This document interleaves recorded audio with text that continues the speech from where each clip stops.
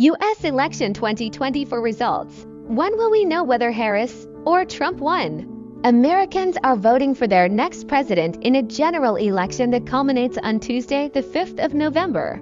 Once polls close, depending on how close the contest is, it is possible a winner will not be projected for several hours, days, or even weeks. 1. When is the presidential election result expected? Here's what you need to know. Democrat Kamala Harris, the current vice president, and Republican Donald Trump, the former president, have been running neck and neck for weeks. National and swing state polls have tightened as the 5th of November draws closer.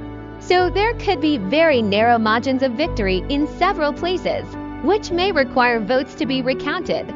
It is also possible that some results may come in more slowly this year due to changes in how individual states, including all 7 swing states that will ultimately decide the race, have administered their elections since 2020.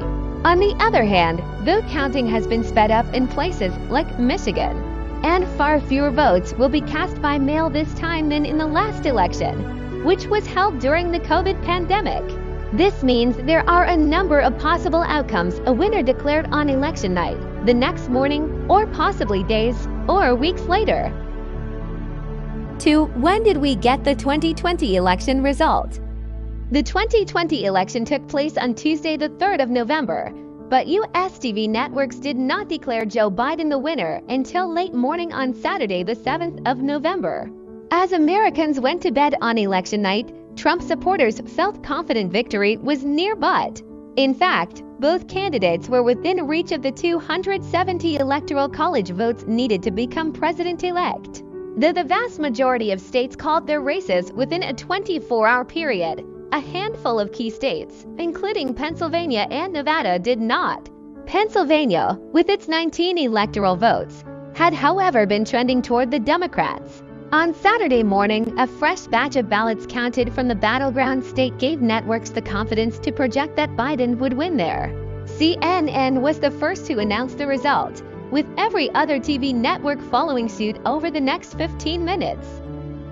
3. When are election results usually announced?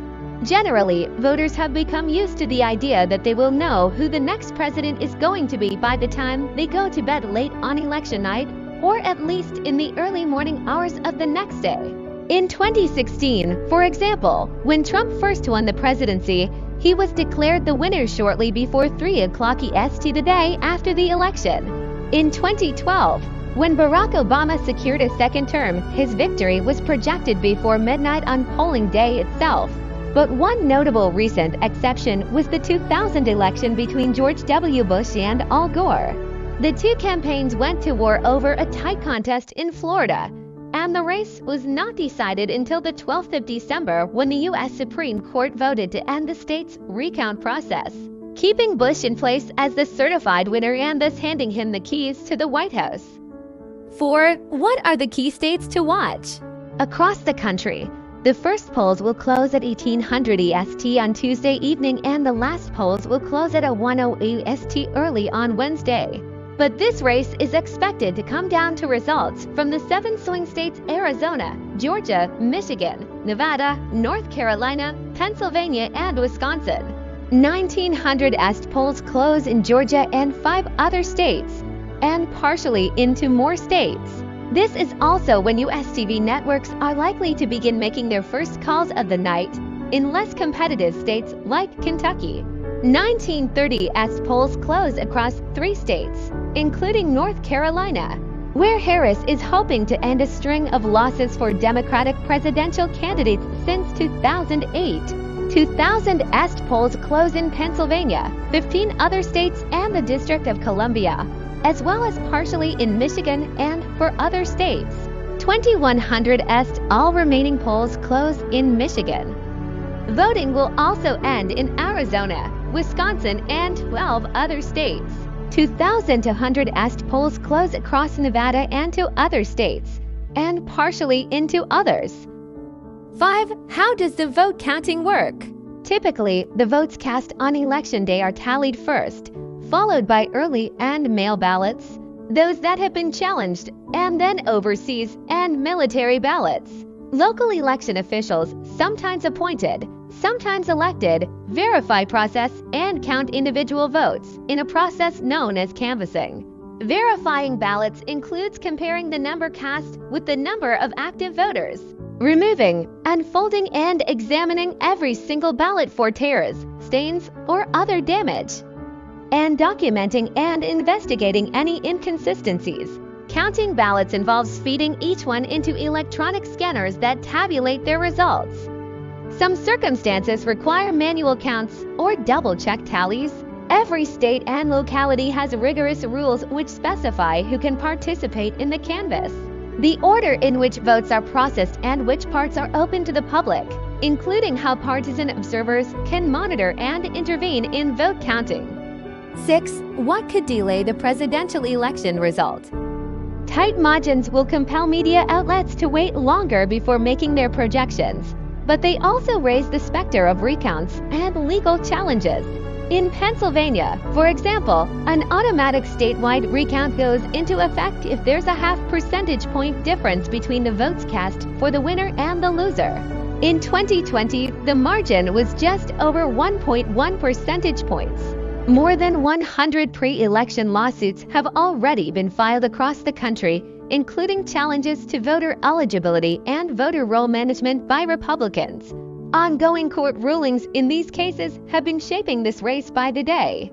Other scenarios that could cause delays include any instances of election-related disorder, particularly at polling locations, and obstacles to vote counting, like the bursting of a water pipe at a ballot processing site in Georgia in 2020. 7. What happens if the election results are challenged? Once every valid vote has been included in the final results, and after processes such as recounts have been completed, the election results are certified first in local jurisdictions, then at the statewide level. A state executive, typically the governor, then certifies what's known as a slate of electors that will represent their state in the Electoral College. These electors meet in their respective states on the 17th of December to cast their votes and send them to Washington. On the 6th of January, a new U.S. Congress meets in a joint session to count the electoral votes, with the current vice president presiding. After the 2020 election, Trump refused to concede defeat and rallied supporters to march on the U.S. Capitol as Congress was meeting to certify Biden's victory. He urged his vice president, Mike Pence, to reject the results, but Pence refused.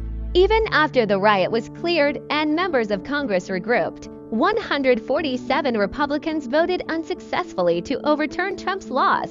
Electoral reforms since then have made it harder for lawmakers to object to certified results sent to them from individual states, and have also clarified that the vice president has no power to unilaterally reject electoral votes. Nevertheless, election watchers expect that efforts to delay certification of the 2024 vote could take place at the local and state level. Trump, his running mate J.D. Vance, and top Republican leaders on Capitol Hill have refused on several occasions to state unequivocally that they will accept the results of the election if he loses. 8. When is the presidential inauguration? The president-elect will be inaugurated on Monday, the 20th of January 2025 on the grounds of the U.S. Capitol complex. It will be the 60th presidential inauguration in U.S. history. The event will see the new president sworn in on a pledge to uphold the Constitution and then deliver their inaugural address. Thank you so much for watching. If you found this video helpful, make sure to give it a thumbs up and hit that subscribe button. Don't forget to turn on notifications so you never miss out on our latest uploads. And as always, I'd love to hear your thoughts in the comments below. Until next time, stay awesome, stay inspired, and I'll see you in the next video.